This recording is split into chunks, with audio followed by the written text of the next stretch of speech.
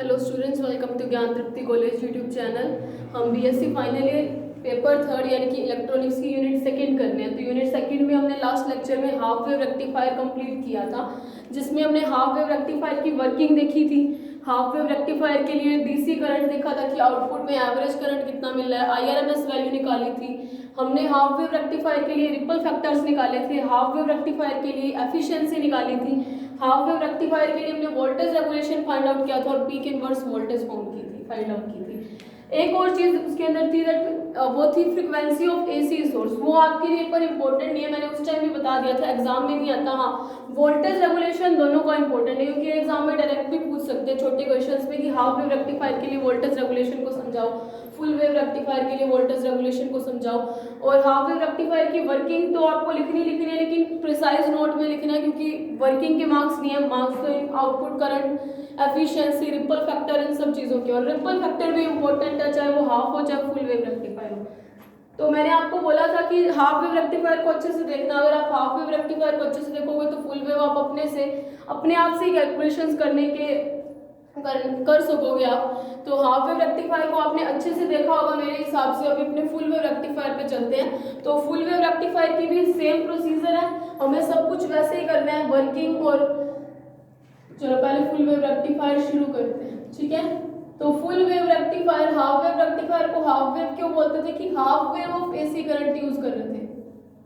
अभी हम क्या करेंगे, full wave rectifier that is full wave of AC current use करेंगे। फुल वेव रेक्टिफायर को हिंदी में बोलते हैं पूर्ण तरंग दिष्टकारी। दिष्टकारी यहाँ पे भी वही होते हैं, वो apparatus जो क्या करते हैं, एसी करंट को डीसी करंट में बदलने के काम करते हैं, यानी एसी वोल्टेज को डीसी वोल्टेज में बदलेगा।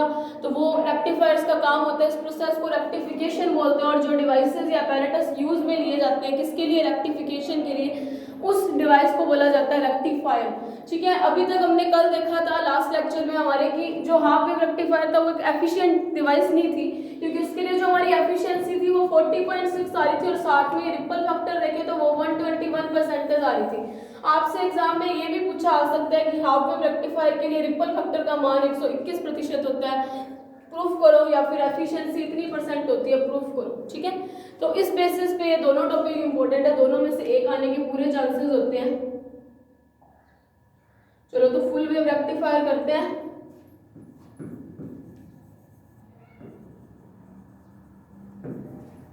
Full wave rectifier that is पूर्ण तरंग दिष्टकारी। तो रेक्टिफायर जैसा हाफ वेव था वैसा सा ही कुछ ही है, लेकिन वहां पे हमने सिंगल डायोड यूज की थी, यहाँ पे हम 2 डायोड्स यूज करेंगे।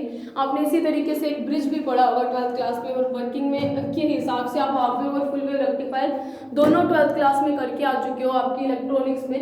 तो आज हम उसी से कंटिन्यू करते हैं, ठीक है। जैसा हमने हाफ वेव रेक्टिफायर में लिया था कि हमारे पास क्या होता था, एक हमारे पास ट्रांसफॉर्मर होता था जिसके ऊपर हम क्या अप्लाई कर देते थे, हमारी एसी सोर्स अप्लाई कर देते, क्योंकि एसी को डीसी में कन्वर्ट करना यही हमारा मेन काम है। तो ये हमारी ट्रांसफॉर्मर की प्राइमरी कॉइल, जिसके ऊपर हमने क्या किया, कोई एसी करंट अप्लाई किया है। फिर हमारी प्राइमरी कॉइल,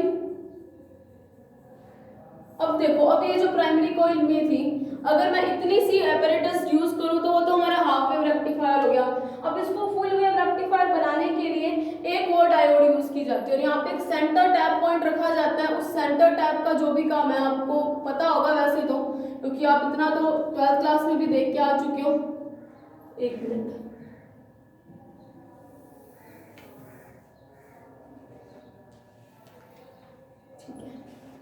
तो एक और डायोड मैंने कनेक्ट कर दी। डायोड का कौन सा पॉजिटिव टर्मिनल होता है, कौन सा नेगेटिव होता है आपको पता है। ये सेंटर टैप है, ये ए पॉइंट और ये बी टर्मिनल। सेंटर टैप सी से, सेंटर टैप दैट इज मैंने सी से शो कर दिया, ठीक है। ये डायोड कोई हमारी D1 है और ये हमारी डायोड क्या है, D2। अब यहाँ पे हमने क्या कनेक्ट करना था, एक लोड RL। तो लोड RL कनेक्ट कर दिया और RL पे अपने क्या मेजर कर रहे हैं, आउटपुट को मेजर कर रहे हैं। सबसे पहले तो ये फुल वेव रेक्टिफायर का सर्किट डायग्राम है। सर्किट डायग्राम में क्या है, हमारे पास एक प्राइमरी कॉइल लगी हुई है और 2 डायोड्स लगे हुए हैं। इन दोनों डायोड को अगर आप एक चीज देखो तो कि ये जो होता है डायोड का, ये नेगेटिव टर्मिनल होता है और ये डायोड का पी टाइप यानी पॉजिटिव टर्मिनल होता है। तो सबसे पहले तो सेंटर टैप पॉइंट है उससे क्या किया गया, डायोड के नेगेटिव टर्मिनल्स को आपस में कनेक्ट किया गया। और सेंटर टैप इस तरीके से कि इनकी पोलैरिटी को जब भी चेंज हो तो अल्टरनेटिव डायोड को क्या करे, वो फॉरवर्ड बायस में कनेक्ट करवाएगा, ठीक है। और इतना तो हमें पता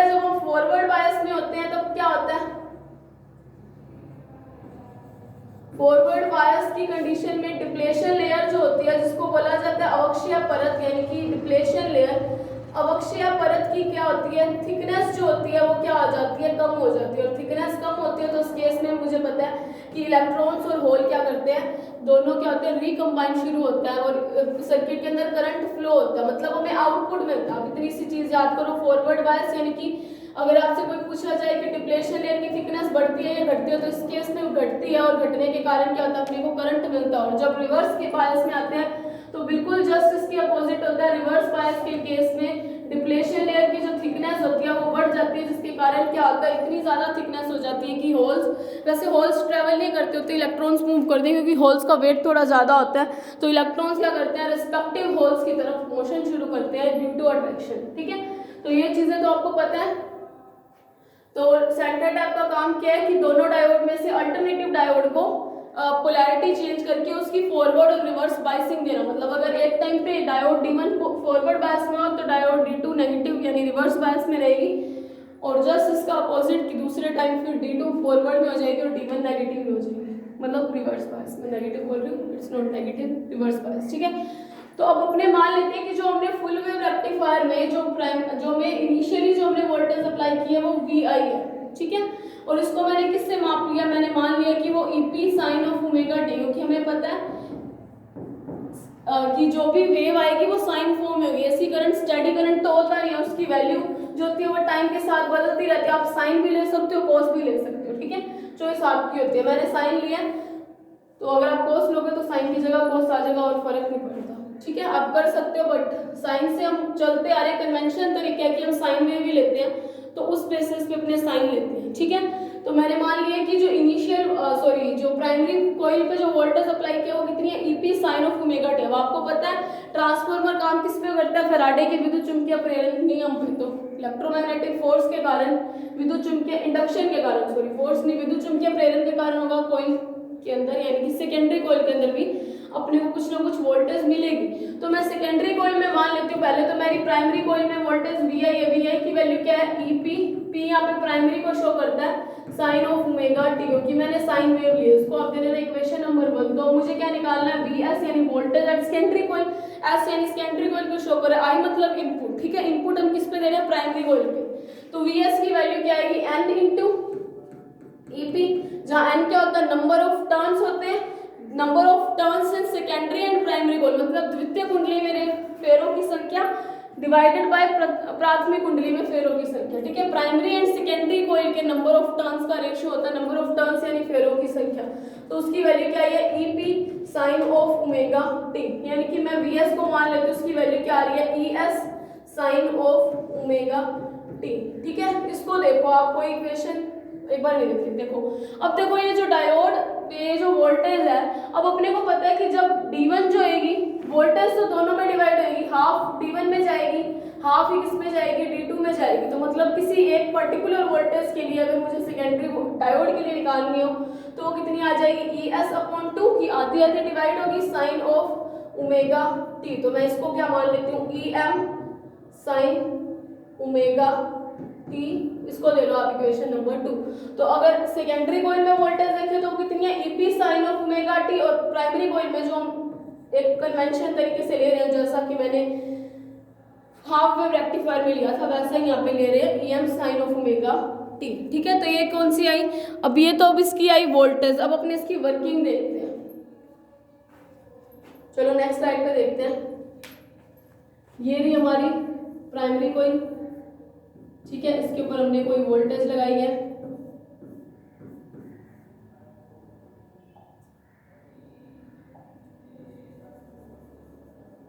ये सेकेंडरी कॉइल, ये डायोड D1, ये D2,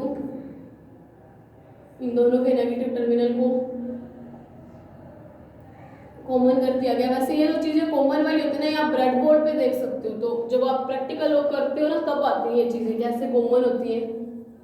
तो ये लोड रेजिस्टेंस RL और यहाँ पे हम क्या ले रहे हैं, आउटपुट। ठीक है, ये D1, ये D2, ये C point that is centre tap point, ये A टर्मिनल, ये B टर्मिनल, यहाँ से सेकेंडरी कॉइल का मतलब इनपुट आता है और यहाँ पे हमें आउटपुट मिलता है। होता है, ठीक है। तो यहाँ पे तो कोई VS वोल्टेज थी और यहाँ पे हमें आउटपुट वोल्टेज VO मिलेगी, ठीक है। अब मुझे पता है आउटपुट के अंदर देखो, अब ये जो हाफ वेव रेक्टिफायर था उसके अंदर तो डायोड एक की थी तो पंगा ही नहीं था, हमें जो आउटपुट मिला था मतलब इनिशियली अगर हमने ऐसा दिया था करंट, ये तो आया प्राइमरी कॉइल पे, फिर सेकेंडरी कॉइल पे। देखो ये जो होता है ना, ये ज्यादातर ये रेक्टिफायर जो होते हैं उनके अंदर हम स्टेप डाउन का यूज करते हैं। स्टेप डाउन का मतलब नंबर ऑफ टर्न्स का रेशियो इस तरीके से रहते हैं कि जो सेकेंडरी कॉइल पे जो वोल्टेज आएगी उसकी जो लेंथ मतलब जो एम्पलीट्यूड होता है उस वोल्टेज का इनिशियल से कुछ कम आती है, क्योंकि लॉस हो जाता है कहीं ना कहीं पे भी लॉस होता है, तो वो स्टेप डाउन रखा जाता है, ठीक है। ये स्टेप डाउन और स्टेप इन आपको पता हो। तो अब देखो डायोड D1, अब देखो इसके अंदर क्या होता है, एक मिनट, ठीक है।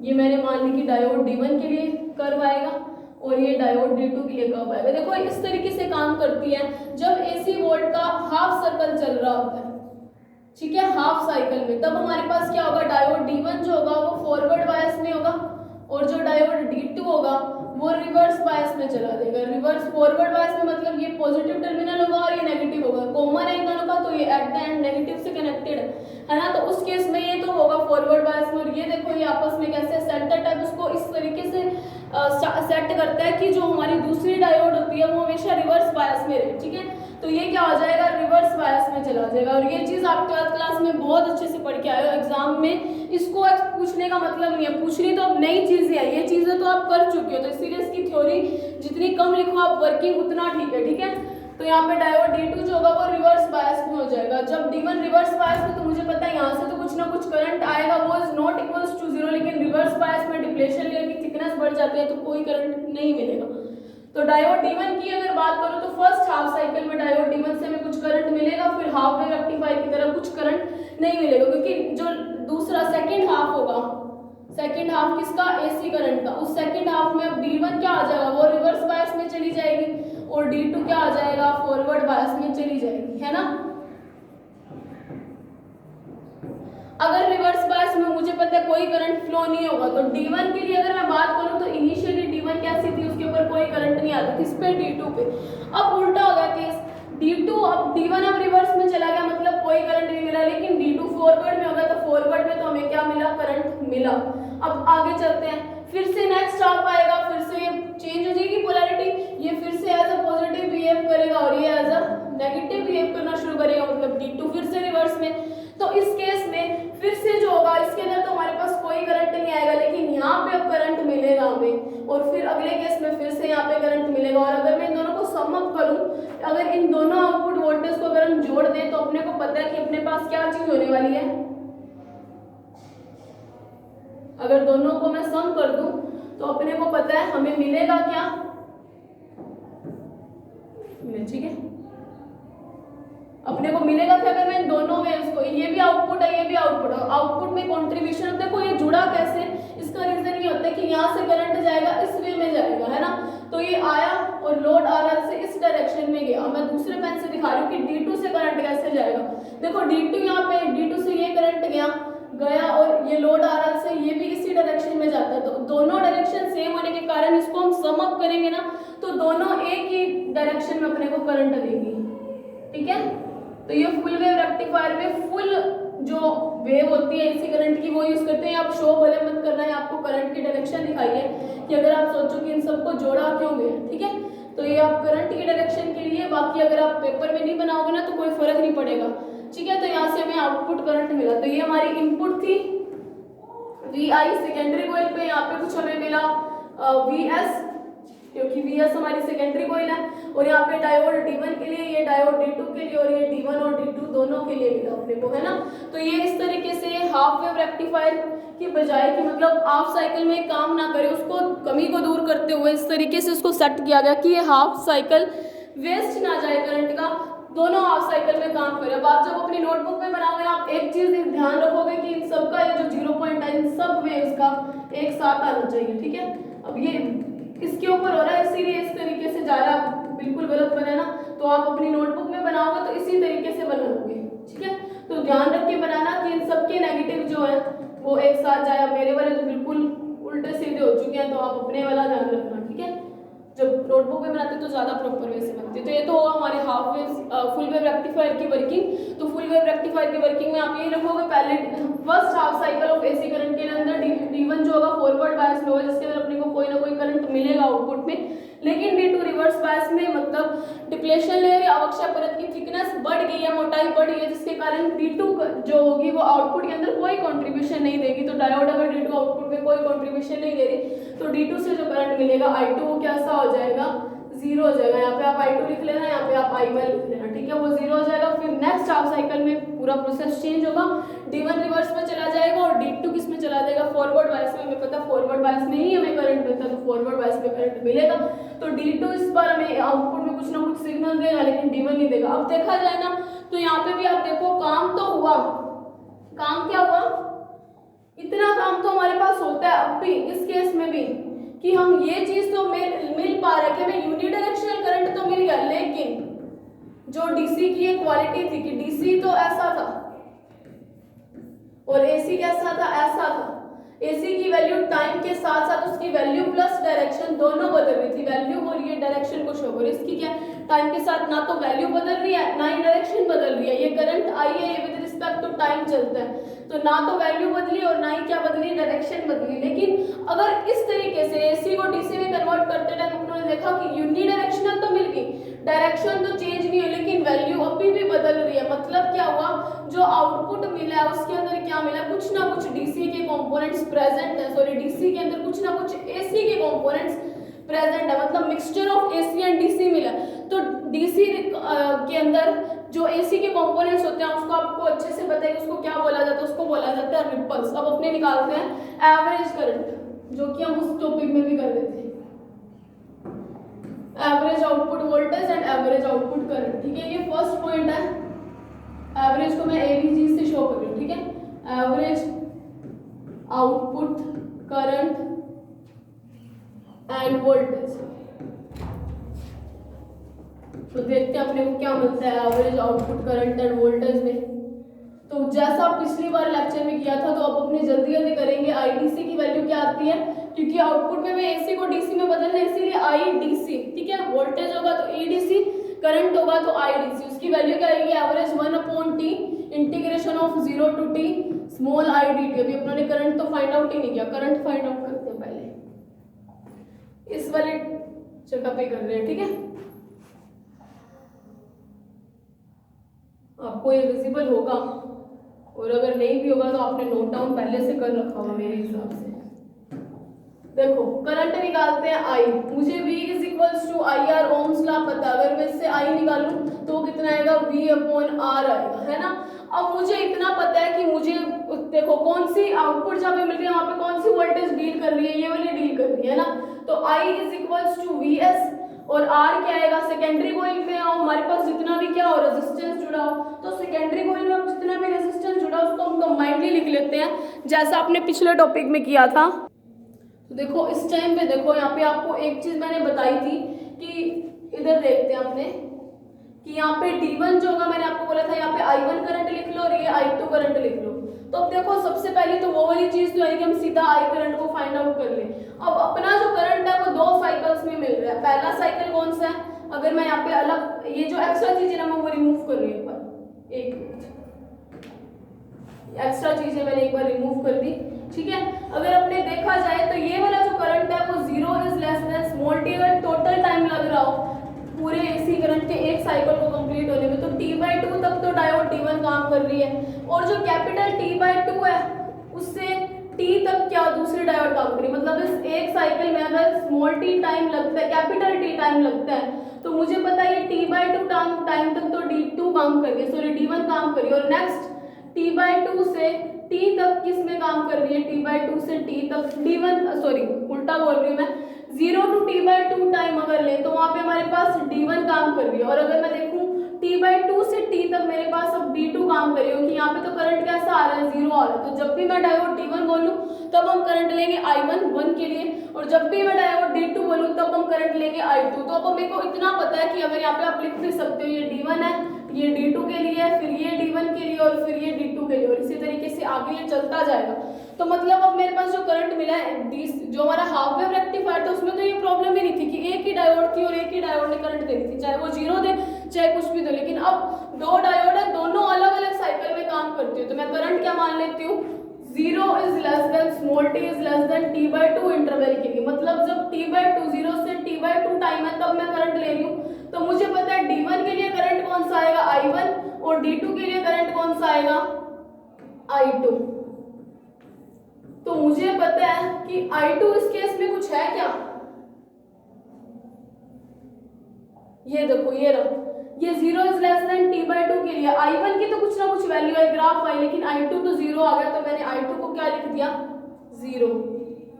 ठीक है, और i1 की वैल्यू अपने को पता है वो कितनी आएगी, vs upon r plus RL, मतलब डायोड D1 का, ये तो सेकेंडरी कॉइल का, प्लस RF यानी कि डायोड का, प्लस RL तो लोड होता है, इन दोनों को हम कंबाइंडली क्या लिख लेते हैं, R, जैसा कि हाफ वेव रेक्टिफायर में लिखते आ रहे थे। तो ये छोटी छोटी चीजें अब आपको याद रहने लगी होंगी, तो मैंने डायरेक्टली यहाँ से लिख दिया। तो अगर इसको मैं सोल्व करूं तो मुझे पता है यहाँ पे क्या वैल्यू आएगी इसकी, इसको तो हम ले चुके हैं, em sign omega t upon r plus RL।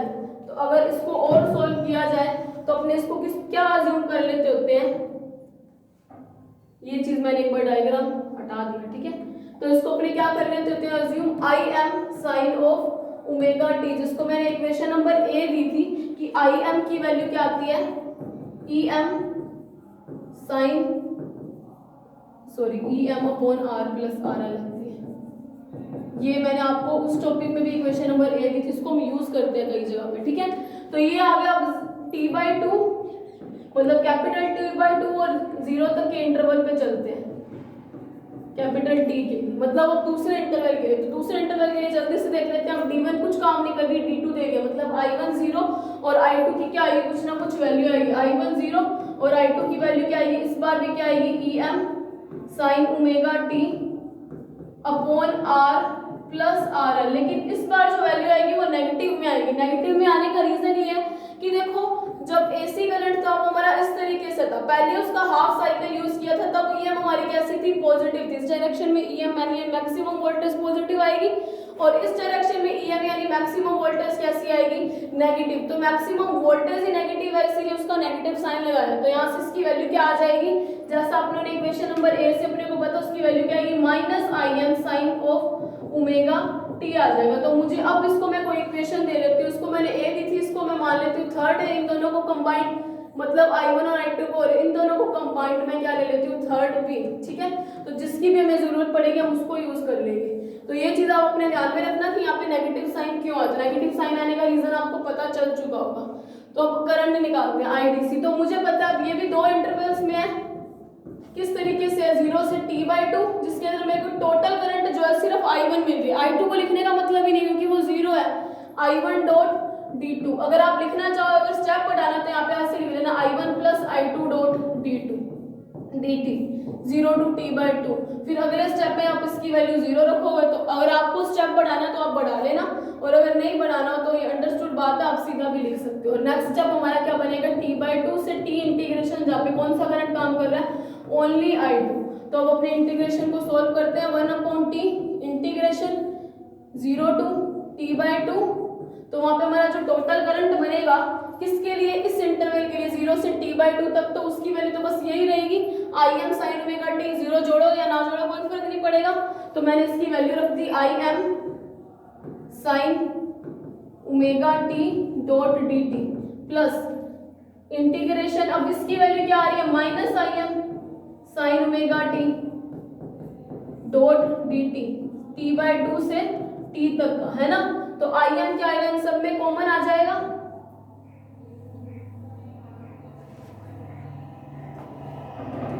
One upon T, im सब में कॉमन मैंने बाहर लिख दिया, ठीक है।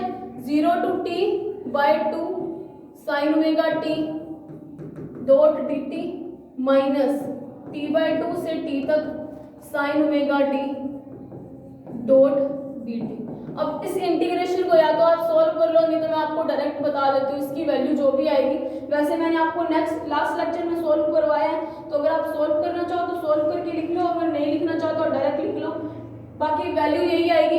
इन दोनों की वैल्यू जो इस पूरे इंटीग्रेशन को सॉल्व करो, इसकी वैल्यू भी 2 आएगी, इसकी भी 2 आएगी, ठीक है। और अपॉन में एक ओमेगा भी आएगा, तो इस तरीके से आएगा इसकी वैल्यू अगर आप देखोगे, या फिर इसकी वैल्यू क्या आएगी, minus cos omega T upon omega, t/2 से 0 माइनस एक और sine cos omega T upon omega t से t/2 तक। तो अब जब इस इंटीग्रेशन को आप करोगे तब आपको पता है, ये चीज़ मेरे ऊपर कर दे, ठीक है।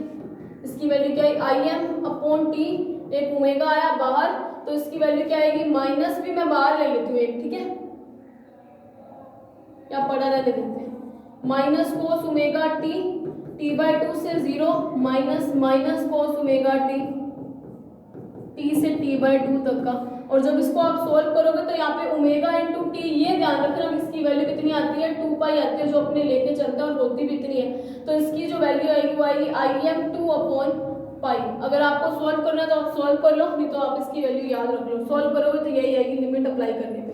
तो ये किसकी वैल्यू आती है, IDC की। तो ये देखो, अगर आपको कंफ्यूजन हो रही है ना, तो एक चीज मैं आपको बता देती हूँ कि यहाँ पे देखो मैंने ओमेगा टी की वैल्यू रखी है, उसकी वैल्यू तो हमने रखी 2 पाई, और ये जो इंटीग्रेशन आएगा ये वाला, इसको आप सोल्व करोगे तो इसकी वैल्यू भी 2 आएगी, यानी कि इस तरीके से करोगे, ये माइनस मैंने बाहर ले लिया, कोस ओमेगा टी अपॉन 2। अब ओमेगा टी की वैल्यू मैंने अलग पेन से दिखा रही हूँ, मैंने जब रखी 2 पाई, तो यहाँ पे क्या बचा, सिर्फ कोस पाई की वैल्यू कितनी आती है, -1, और इधर क्या आएगा, कोस 0 डिग्री की वैल्यू भी 1, और माइनस ऑलरेडी हमारे पास पड़ा था, तो -1 इंटू -1 दैट इज -2, और ये -2 जब बाहर वाले -2 से मल्टीप्लाई करेंगे तो 2 आएगा ओनली।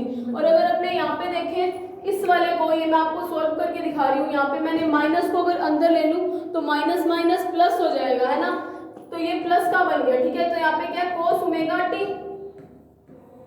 टी से t/2 तक की लिमिट चल रही है, तो ये प्लस, यहाँ पे क्या आएगा, कोस omega capital T minus cos omega capital t/2। तो इसको भी जब सोल्व करोगे तो इस तरीके का, तो यहाँ पे -1 आ जाएगा, और यहाँ पे भी इसकी वैल्यू क्या आएगी, -1, तो ये फिर से क्या हो जाएंगे, 2 हो जाएंगे, सॉरी इसकी वैल्यू -1 आएगी, और इसकी तो प्लस आएगी, क्योंकि कोस 2 पाई और कोस 0 डिग्री, इन दोनों की वैल्यू कितनी होती है, 1, तो 1, और ये माइनस का पड़ा, तो -1 +1 हो जाएगा, तो ये भी आ जाएगा 2, तो 2 + 2 करोगे तो यहाँ पे आएगा 4 से कटेगा, तो यहाँ पे सीधा क्या आ जाएगा, 2 आ जाएगा। तो वैसे मैंने लिखा था, तो ये चीजें मैं रिमूव कर रही हूँ, आपको वैसे इंटीग्रेशन आते हैं तो इतनी टेंशन लेने वाली बात नहीं है, ठीक है। तो ये वैल्यू क्या मैंने यहाँ पे डायरेक्ट लिख दिया, इस 2 को रिमूव करके यहाँ पे 2 आएगा। ये किसकी वैल्यू आई है, IDC की। तो अगर जितनी भी हमारी इक्वेशन चल रही है, थर्ड तक दे चुके हैं मुझे लगता है, ठीक है। तो अब इसको मैं दे रही हूँ, तो इक्वेशन नंबर 4 ए। अब अपने को क्या फाइंड आउट करना है, EDC कितना आएगा, आउटपुट अपने को किस पे मिल रहा है, V = IR से, करंट I तो IDC है, और R कितना हो जाएगा, RL, क्योंकि लोड पे मिल रहा है, तो EDC की वैल्यू क्या आएगी, 2Im पाई इंटू RL, और अगर Im की वैल्यू मैं रख दूँ 2Em upon pi R plus RL, equation number A से इंटू RL फ्रॉम A, ठीक है। तो इसको ले लेना इक्वेशन नंबर 4 तो आपको पता है इसको हम किस में यूज करेंगे, वोल्टेज रेगुलेशन में इस चीज को हम यूज करते हैं, ये RL है, ठीक है। तो ये 4th B होगी। अब अपने अगली वैल्यू निकालते हैं, वो क्या है, RMS value of current end voltage. तो RMS वैल्यू पता है, पहले करो स्क्वायर, फिर करो मीन, फिर करो रूट, ठीक है। तो मैं डायरेक्ट यहाँ पे लिख देती हूँ, IRMS कितनी वैल्यू आएगी, I बार का स्क्वायर इंटीग्रेशन 1/t तो आएगा, मीन ऐसे ही निकलता है, डॉट dt, और रूट करना है तो 1/2। अगर आपको ये चीजें नहीं ध्यान ना, तो आप फुल हाफ वेव डायोड पहले अच्छे से देखो, फिर आपको ये चीजें पता चलेंगी, ठीक है। तो 1/t, अब लिमिट क्या आएगी, 0 से t तक ही चलेगी इंटीग्रेशन। अब मुझे ये पता है, मैं ये जो पावर 1/2 है ना, इसको एक बार हटा के मैं IR² कर लेती हूँ, जैसा मैंने हाफ वेव डायोड में किया था, ठीक है, I² RMS। तो मुझे पता है ये भी अब इंटीग्रेशन 2 में डिवाइड होगा, पहले क्या आएगा, Im का स्क्वायर, क्योंकि I1 की वैल्यू जो t/2 तक है, 0 to t is less than t/2 तक, तो वहां पे तो टोटल वैल्यू आती है I am sine omega T.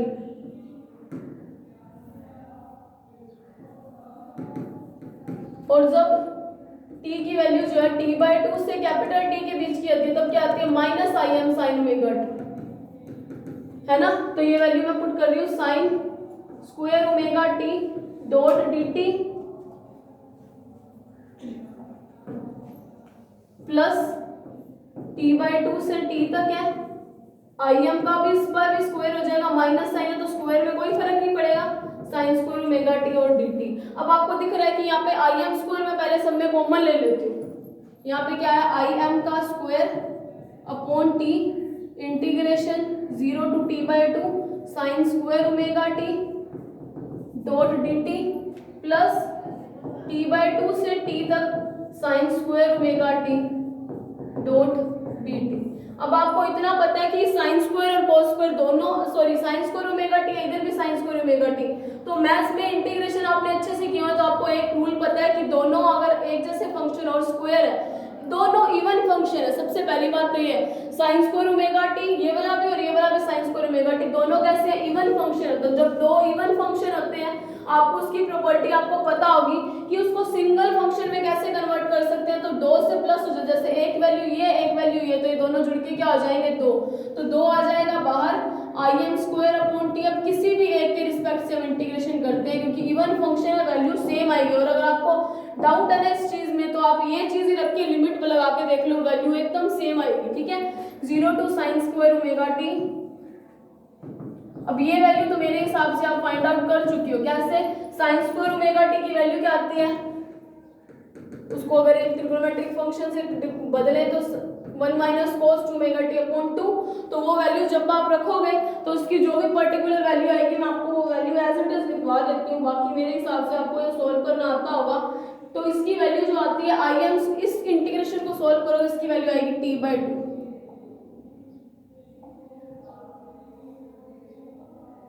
एक मिनट, ठीक है।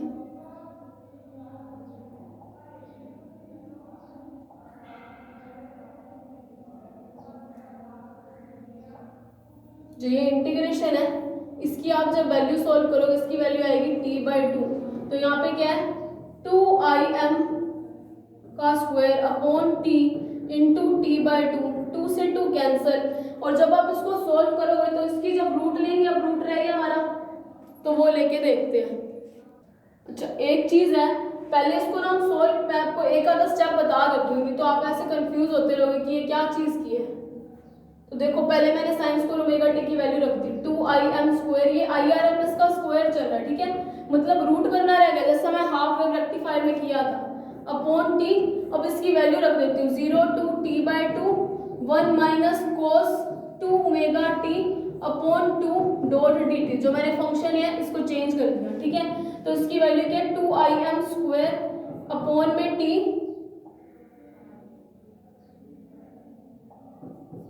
इंटू में ये 2 मैं बाहर ले आऊं, 2 integration 0 to t/2 1 minus cos 2 omega T dot D T, ये चीज है। अब ये जो चीज है 2 से 2 कैंसिल, तो यहाँ पे क्या बचा im स्क्वायर अपॉन में t 0 to t/2 1 minus cos 2 omega T dot D T. तो ये जो वैल्यू है ना, इस इंटीग्रेशन को आप हाफ वेव रेक्टिफायर में सोल्व कर चुके हो, तो उसकी वैल्यू आपको पता है उसकी वैल्यू कितनी आती है, तो मैं यहाँ से वो वैल्यू डायरेक्ट लिख रही हूँ। और अगर आपको बार बार डेरिवेशन को करना है, इंटीग्रेशन को सोल्व करना है, तो आप इस इंटीग्रेशन को सोल्व भी कर सकते हो। तो ये मैं हाफ वेव रेक्टिफायर से इसकी वैल्यू रख रही हूँ, जो मुझे पता है। इसकी वैल्यू क्या आई स्क्वायर RMS की वैल्यू क्या आई IM का स्क्वायर अपॉन टी इंटू में क्या आएगा t/2, तो ये t से t कैंसिल। ये मैंने वैल्यू हाफ वेव रेक्टिफायर से किया, ये इंटीग्रेशन वहाँ पे मैंने सोल्व करवाया था, तो इसकी वैल्यू क्या है im स्क्वायर अपॉन 2, यही वैल्यू आती है। अब IRMS की वैल्यू कितनी आएगी im अपॉन √2, तो ये वैल्यू किसकी बन गई, अब IRMS की वैल्यू बन गई है। तो यहीं से हम ERMS फाइंड आउट कर सकते हैं, तो ERMS फाइंड आउट करते हैं। इसको आप दे रहे हैं इक्वेशन नंबर 5 ए। अब क्या करते हैं ERMS, तो ERMS फाइंड आउट करना है, तो जैसा हमने किसमें किया था हाफ वेव डायोड में किया था वैसा ही हम यहाँ पे करेंगे। तो ERMS की वैल्यू क्या आएगी अब IRMS इंटू RL, क्योंकि ये भी हम IRMS की बात क्या आपको अच्छे से बताई गई है वहाँ पे कि AC और DC का कॉम्बिनेशन होता है जो हमें किस पे मिलता है आउटपुट में मिलता है, इसीलिए यहाँ पे भी RL का ही मल्टीप्लाई आता है।